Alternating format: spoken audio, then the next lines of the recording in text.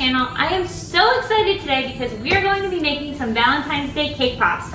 So I'm not sure if you guys are having any kind of Valentine's Day little party or celebration with your kids, or even if you guys just enjoy cake pops yourself and you guys want to learn how to make them. I'm going to be teaching you how to make cake pops today. I'm really excited to share this with you guys because this is my business. This is what I do for a living. I make gourmet chocolate desserts and gift baskets and stuff, and cake pops are one of my top selling items that I make. So I wanted to share with you guys as well, so you guys can make your own cake pops from home and enjoy them, because I know my kids love them and I'm sure your kids will love them too. And let's get started. It's a very, very easy recipe. So I just have my store-bought vanilla cake mix here. You can use chocolate, you can use vanilla, you can use whatever kind of cake mix that you'd like. So I'm just gonna open this up, and you're just gonna follow the package directions on making the cake pops. So if your cake pops, like if the box cake mix tells you to use 3 eggs, use 3 eggs. If it tells you to use 4 eggs, use 4 eggs, and so on and so forth. So my cake box mix says 1 1/4 cup of water, so I'm going to pour that in there. It also says 1/3 cup of vegetable oil. So let's get that in there. And like I said, you're just following your package directions. So if these are not the measurements on your cake box mix, then follow your directions, not mine. Let me throw that back here so I don't get oil all over the place up here. And then now I need 3 eggs. So I'm gonna go ahead and crack my 3 eggs. And today I'm just making these for fun because my kids absolutely love cake pops. So I figured I would surprise them and make these as like a little treat for them after dinner tonight. They are napping right now, so they have no idea I'm doing this. So they will both be pleasantly surprised when they wake up and find out that Mommy made cake pops today. Oh. All right, I got my whisk now, and I'm just gonna whisk this all together. And I am gonna be doing something fun with this today. I'm not just gonna be making some boring white cake or yellow cake. I am going to actually dye the cake pink, so when they bite into the cake pop, it is pink for Valentine's Day. And I thought that would be really fun. Something different for them, and just something fun to do, just to be a little bit extra festive. I enjoy throwing in little surprises like that when I bake for my kids. But I'm just mixing my batter all up to try to get all of the lumps out. All right, it's looking pretty good. Let's just do one more quick whisk. This is my arm workout for the day. Okay. Normally my daughter would be wanting to lick this, but she's not down here, so she is napping. She doesn't need the extra sugar anyway. I'm gonna need it in a minute anyway because I'm going to be putting, actually, I should probably just keep it over here because I'm going to be adding my pink food coloring. I have this food coloring that I purchased off Amazon. It's really bright and vibrant, so I'm just gonna be adding a couple drops of that in there. I'm gonna start with 3 drops, mix that together and see if it is a color that I like. And if I want it to be more vibrant, then I will add some more. Yes, it definitely needs more. This is way too light. So let's add some more. Maybe we'll add another 4 drops.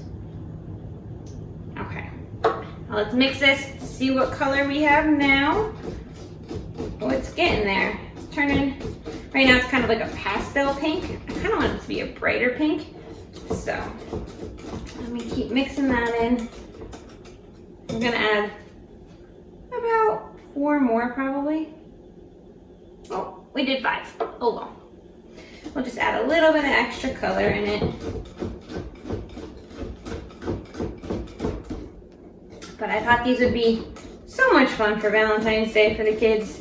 But it's just nice. I don't know if you guys can see the color on that. Let's see if I can show you. See that nice pink color? It's beautiful.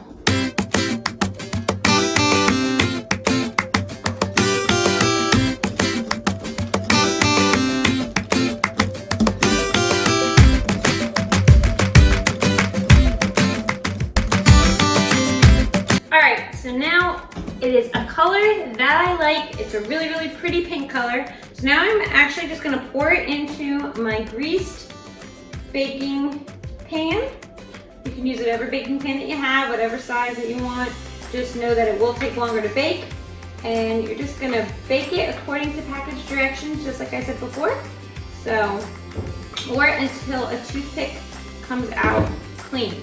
So I have my oven set to, I got it all over my hands. I have my oven set to 350 degrees. I'm gonna pop this in there, bake it for about, I think it says, let's see. It says about 35 minutes. So I'm gonna bake this for about 35 minutes and then I will see you guys in a little bit. All right guys, we're back. Our cake is finished from the oven. So it is cool. You're probably gonna be hearing my kiddos playing in the background. They're in here playing, running around, and sorry about that. They're awake from their nap now. By the time the cake got done, they woke up from nap. So, but I have my cooled cake. I have my mixing bowl for my KitchenAid mixer. So I'm gonna be putting my cake in here. We're gonna make crumbs. We're gonna mix it all together, and then I will show you the next steps. Sorry about all the noise and playing. They are crazy. My kiddos are 4 and 15 months, so there's no keeping them quiet. Sorry about that. Alright guys, so I have my cake inside my KitchenAid bowl.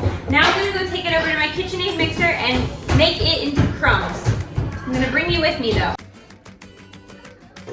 Okay guys, I'm just putting my mixer on and making crumbs, a crumb-like consistency with my cake. So as you can see, it turned nicely into crumbs. And then I'm gonna take a couple spoonfuls of my icing. Don't use too much to start, use a little bit, and you wanna create this dough-like consistency. So you'll see what it looks like in a second. So as you can see, it's like a nice dough consistency, and that's exactly what you wanna look for when you're making cake pops. Alright guys, so as you saw, we added some icing to our cake crumbs, and now it's like a dough-like consistency. So it's perfect to roll into balls for a cake pops. So if you guys have a measuring scoop that you want to use, you can use that. I'm just going to use a little spoon and measure it. And then we're going to just start rolling each little piece into balls. And just get as many balls as you can. But you don't want to add too much icing to it because you don't want the dough to be too sticky. But you want to add enough so that way it forms a nice smooth ball. Otherwise, if you don't add enough icing, it can be kind of lumpy when you make the balls.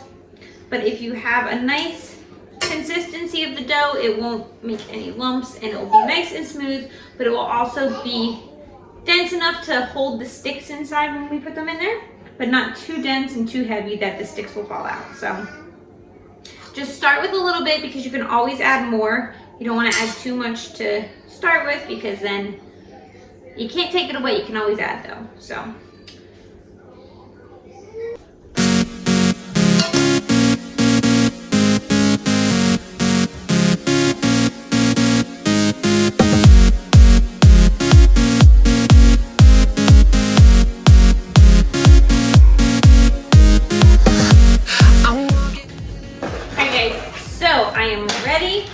To add my sticks to my little balls. So the key and the trick to keep them all to stay together is you dip it in melted chocolate first.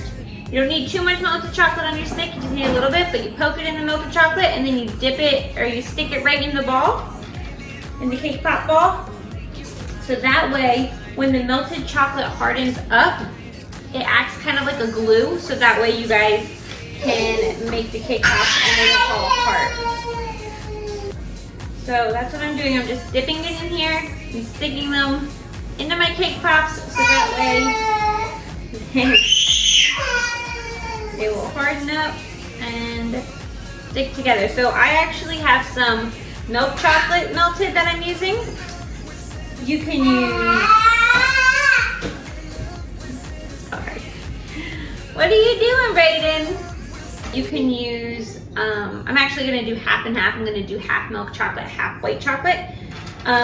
But you can use candy melts, you can use whatever chocolate you have. If you have chocolate chips, you can do that. You might need to add a little bit of coconut oil to it or some vegetable shortening in order to thin it out, in order to make it, you don't want it to be too thick because then otherwise your cake pops might fall off the stick when you dip them.